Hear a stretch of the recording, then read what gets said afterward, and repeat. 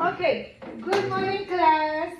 Good morning. All right, so today we have the continuation from last time class where we talk about case law that have to do with the civil rights movement, okay? And remember that we said that we were going to write as a case law summary, okay? So I have the template, okay?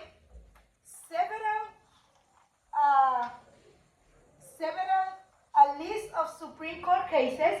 You can choose any of them, all right?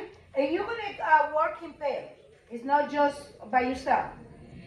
You follow the template, and I also gave you an example of the summary, so you see what you have to do, okay? Besides, I'm gonna be walking around, helping you with any question, any doubt, so don't feel like because I understand it's intimidating the first time because you don't know what to do. Also, there are tips for analyzing a case effectively. And in here, I put key legal terms to know, all right? So if you confront any of these words, you know what they mean, all right? So let me first go over this really fast. These are the key legal terms to know, all right? These are the tips. All this you have it in this package, all right? You have those tips, okay? That we're not gonna do because this is different. You do a brief when you want to kind of write the most important things for you, like for the attorney or the lawyer, okay, needs to get a case. I mean, he's getting a case and he wants to put the most important things, all right? And that's the brief. We're not gonna do that. We're just going to do a summary, all right? This is an example. And this is something that I didn't put on the legal terms, and later I noticed that I didn't put it, so that's why I highlighted that. So this was a case, and look the summary, that's exactly what you're gonna do. No other things.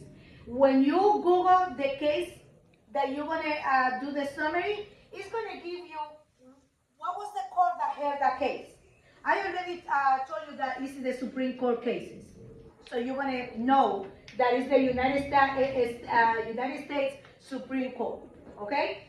You're gonna know the citation number because it has to give it to you every time you Google that case. And it's gonna give you the facts. What is the litigation about, all right? In this case, Monica Watson, okay, because this is Watson versus McDonald in 2021.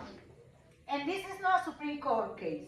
This was an appeal court, all right? So Monica Watson, an employee at the Kansas City Veterans Affairs Medical Center, okay, filed a lawsuit against the Secretary of the Department of Veterans Affairs on the Title VII of the Civil Rights Act of 1964.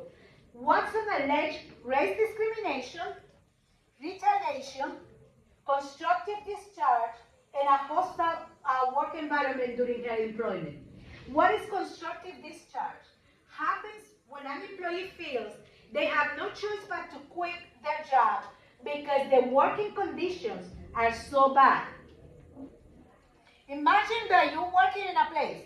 They want you to quit. They don't want to fire you so you don't sue them back for discrimination or for whatever, or because they don't want to pay the unemployment. For whatever reason, they say, we're going to make her or him quit. And the environment, the work environment is so hostile, it's so difficult, they kind of put you in isolation and nobody talks to you, or everything you do is wrong, that type of things, okay? They make you quit, all right? This could be due to things like harassment, discrimination, or another severe mistreatment by the employer. In simple terms, it's like being forced to resign because the workplace has become unbearable.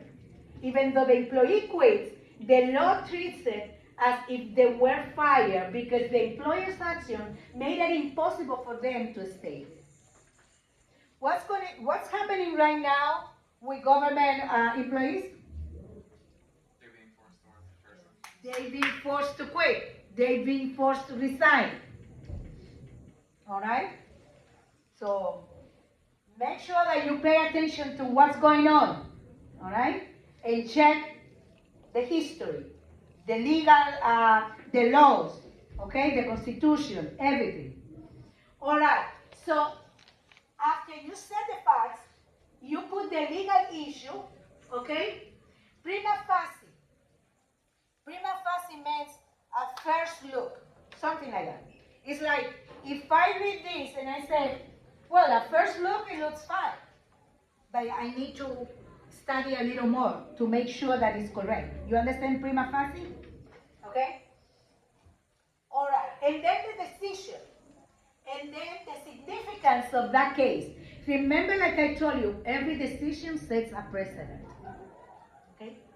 And we need to make sure that we understand what is the significance of that decision. It's the problem with people that they don't understand the Constitution, they don't understand the law, and they vote out of the air. I think this person might be good. Well, can you answer the phone, please? All right. So I'm just going over right quick, and then we're going to move to the activity, the fun part.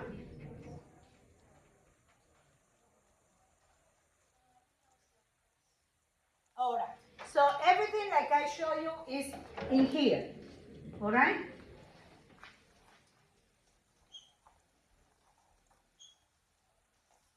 All right. So you're going to work on pair and make sure that you check the list.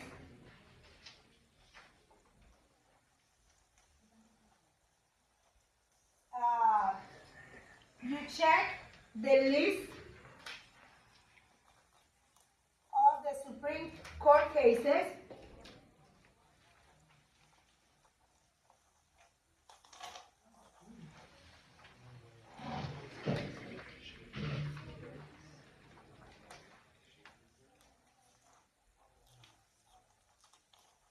All right. So you guys work together, okay?